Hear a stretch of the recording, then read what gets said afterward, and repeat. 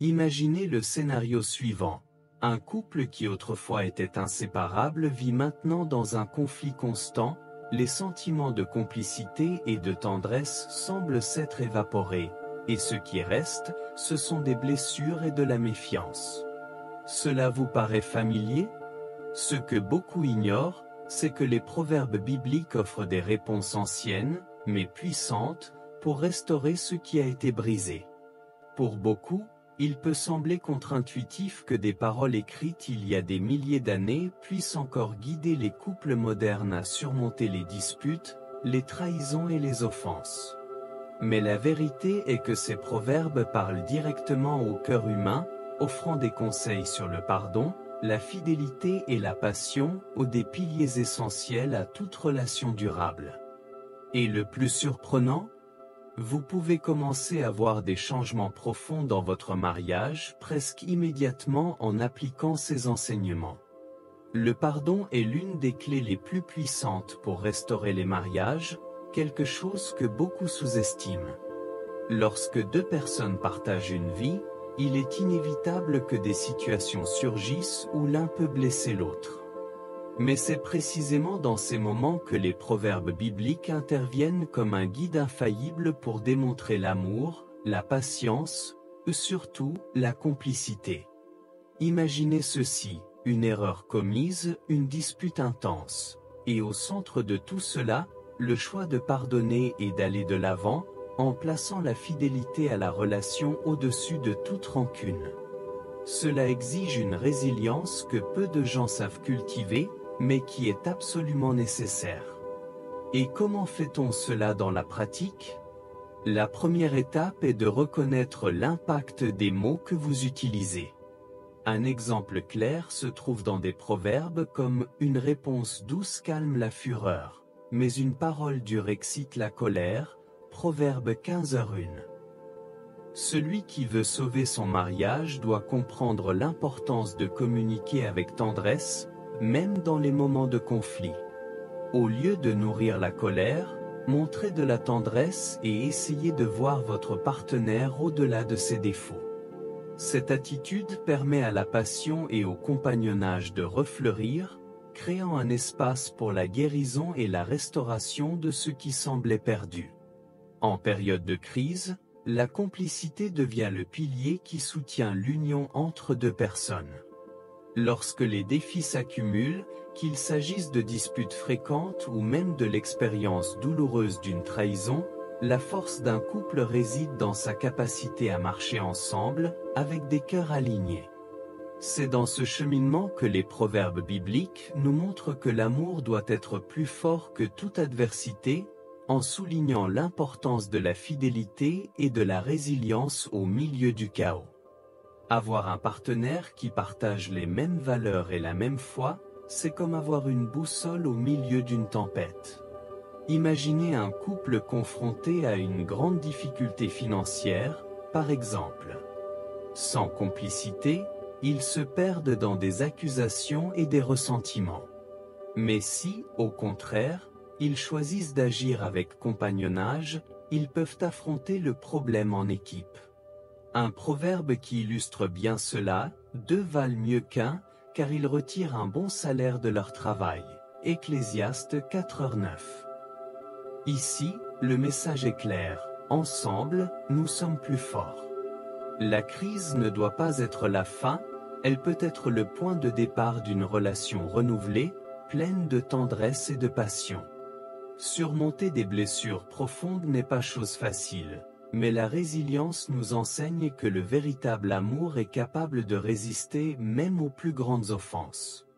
La Bible nous offre des conseils précieux sur la façon de gérer ces situations, en encourageant le pardon et la patience. Lorsqu'un couple décide ensemble que leurs blessures ne définiront pas leur relation, ils trouvent de la force dans les mots des proverbes qui disent « La haine excite des querelles, mais l'amour couvre tous les péchés » Proverbe 10h12. Que signifie cela en pratique? Que le choix de ne pas nourrir le ressentiment ouvre la voie à la guérison. La résilience, dans ce cas, implique plus que de simplement supporter. Il s'agit d'agir avec tendresse, même lorsque la douleur est grande. Disons qu'après une trahison, la confiance a été brisée. La résilience demande du temps, bien sûr, mais aussi des actions intentionnelles de tendresse et de dévouement.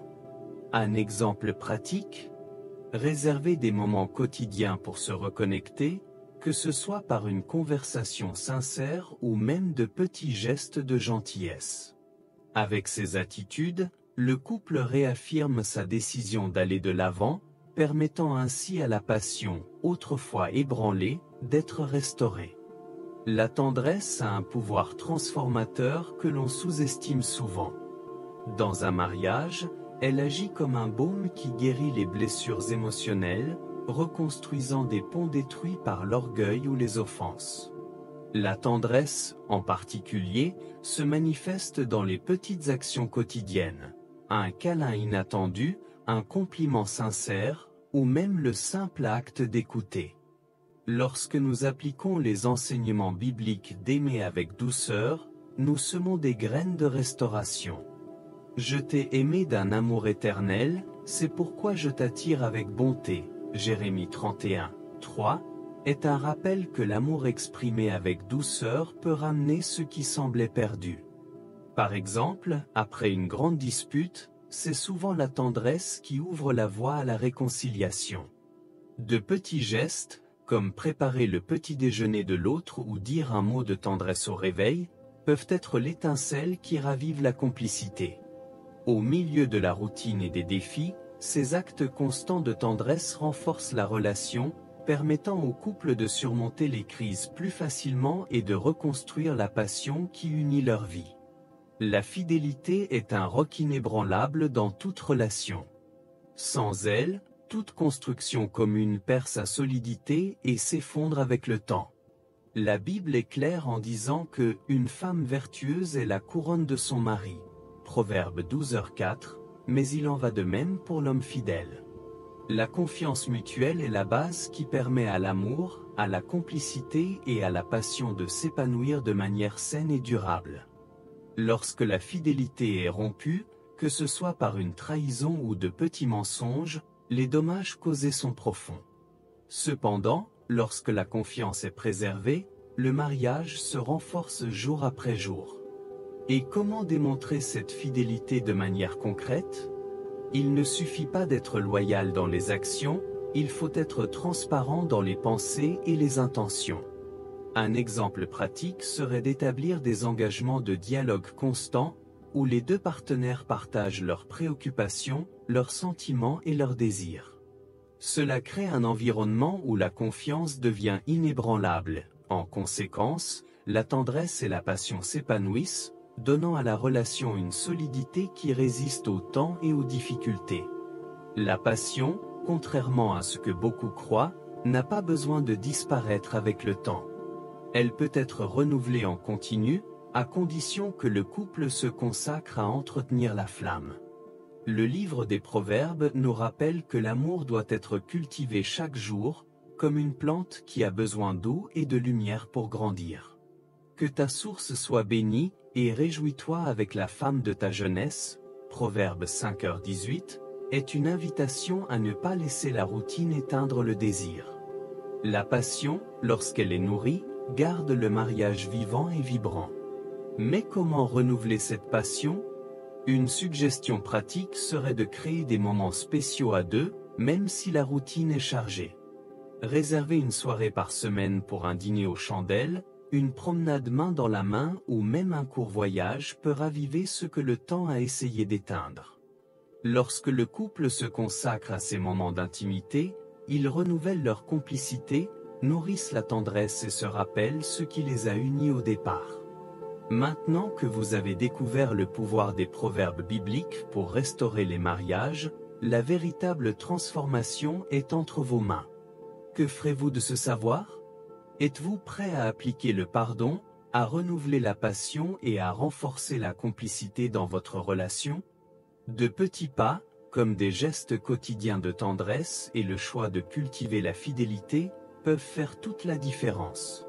Rappelez-vous, La résilience ne consiste pas seulement à supporter les défis, mais à grandir à travers eux, permettant à votre relation de devenir plus forte et plus profonde au fil du temps. Alors, pourquoi ne pas commencer dès aujourd'hui? Essayez de réserver du temps avec votre partenaire et mettez en pratique ces enseignements. Ah, et si vous souhaitez continuer à apprendre comment améliorer encore plus votre relation, abonnez-vous à la chaîne et activez les notifications pour ne